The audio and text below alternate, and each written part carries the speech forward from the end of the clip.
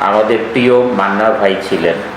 Film politics Manna করে। আচ্ছা, film politics ওনার একটা ভিডিও কে যেন শেয়ার করলো। আমি যখন সিনেপ্লেক্সে কথাগুলো বলতেছিলাম যে চলচ্চিত্র আসলে তো মুখের ফ্যামিলি বল, যে আমরা একটা পরিবার, আসলে চলচ্চিত্র তো একটা পরিবার না, এগুলো তো মিথ্যা কথা। তাহলে তো আর এক ভোট নিয়ে এত কেলেঙ্কারি হতো না। যদি একটাই পরিবার হতো তাহলে তো বলতো যে আমরা একটা পরিবার, চলুন এই 2 বছরের জায়গায় 1 বছর আপনি থাকুন, 1 বছর আমি থাকি, দরকার কি এত জ্ঞানদাম করার? আপনি জানেন প্রযোজক সমিতিটা একটা ইলেকশন হলে আরেকজন যে মামলা করে, তাহলে একটা পরিবার কর্তৃক বলুন। আমি এই পর্যন্ত যা দেখেছি প্রযোজক সমিতিটা একটু শান্তিপূর্ণ দেখেছি আমি ইলেকশনগুলো।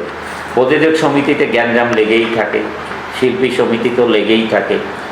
আর এগুলি জাস্ট সিনেমার সাথে যখন ক্যামেরার সামনে মানুষ আসে তখন সবাই একটু মানে সুন্দর করে কথা বলার চেষ্টা করে আর কি, সবাইকে দেখানোর চেষ্টা করে যে আসলে আমরা একটা ফ্যামিলি। এটা তো সম্পূর্ণভাবে, যদি 100-র ভিতরে 100 হয় তাহলে 100-র মধ্যে 100ই হচ্ছে মিথ্যা কথা। এটা তা আমি, তার প্রমাণ তো আপনারা পেয়েছেন। আর আমি যখন সিনেপ্লেক্সে এই কথাটা বললাম, তারপরে আমাকে একজন শেয়ার করলো যে মান্না ভাইয়ের কথাটা, মান্না ভাইও সেম কথা বলে গেছে।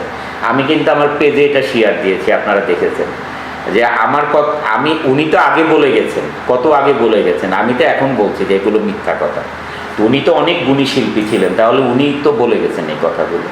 তা আমি এতদিন ভুল জায়গায় ছিলাম, ভুল বুঝেছিলাম যে চলচ্চিত্র আসলে একটা ফ্যামিলি, ওনারা যেটা বলেন সত্যি এইটা।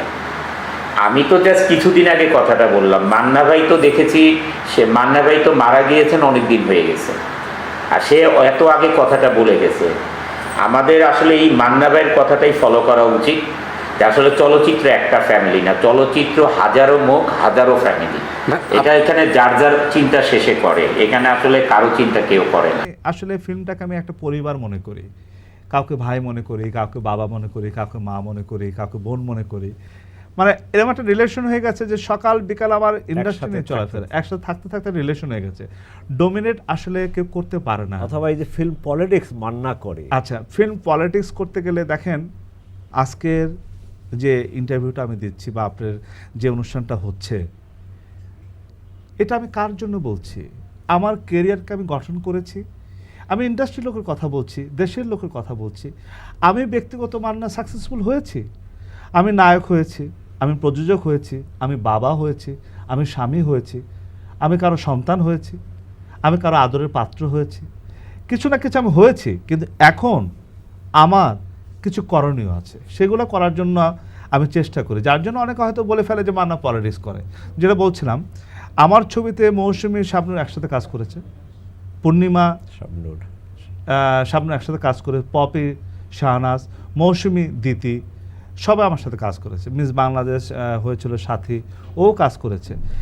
আমি ট্রায়াঙ্গেল লাভের না ভয় ঠিক না, রিলেশনের উপরে হয়। আমার প্রতি তাদের আত্মবিশ্বাস আছে যে আমি ক্যারেক্টারের দিক থেকে কাউকে ছোট করি না। এই প্রসঙ্গে বলতে চাই, আমি কেএমপির 2টো অনুষ্ঠানে গিয়েছিলাম আমেরিকাতে, আমি অ্যাওয়ার্ড পেয়েছিলাম। 2 বধূ এক স্বামীতে একটা অ্যাওয়ার্ড পেলাম, আর মান্না ভাইয়ের ছবিতে একটা অ্যাওয়ার্ড পেলাম। আমার কথা হচ্ছে কি, রহমান ভাই, তবু তো হচ্ছে, তবু তো আমেরিকাতে যেতে পারছি, বিদেশের বাজারে গিয়ে অ্যাওয়ার্ড নিচ্ছি, প্রবাসীদের সাথে দেখা হচ্ছে, কথা হচ্ছে, আলোচনা হচ্ছে, এক দেশ সম্পর্কে জানছি, আরেক দেশ সম্পর্কে জানছি, বিভিন্ন সাংস্কৃতিক অঙ্গনের লোকের সাথে মিল হচ্ছে। এটাও কিন্তু বিরাট ব্যাপার। আসলে আমার মনে হয় দর্শকরা অপেক্ষায় থাকুক, সেটা আমি প্রকাশ করব না এই মুহূর্তে। তবে যদি কখনো প্রকাশ করি, যদি কখনো সেই চাওয়া পাওয়া, আশা আকাঙ্ক্ষা, বেদনা, সুখ, শান্তি ভালো পথে আনা, ভালো ছবি ঘরে ফিরে আনা, ছবির হলের পরিবেশেরও দরকার আছে। আমরা কি দিচ্ছি দর্শককে? আজকে যারা এই অনুষ্ঠান দেখছেন, এই অনুষ্ঠানের পিছনে বা সামনে যারা আছেন, তাদের সবাইকে ধন্যবাদ। ধন্যবাদ যারা দর্শক এই অনুষ্ঠান দেখছেন। আমার অনেক ভুল ত্রুটি থাকতে পারে কথায়, আমি তার জন্য ক্ষমা প্রার্থী চলচ্চিত্র অঙ্গনের সবার কাছে, যদি কেউ আমার কোনো কথা কষ্ট পেয়ে থাকেন।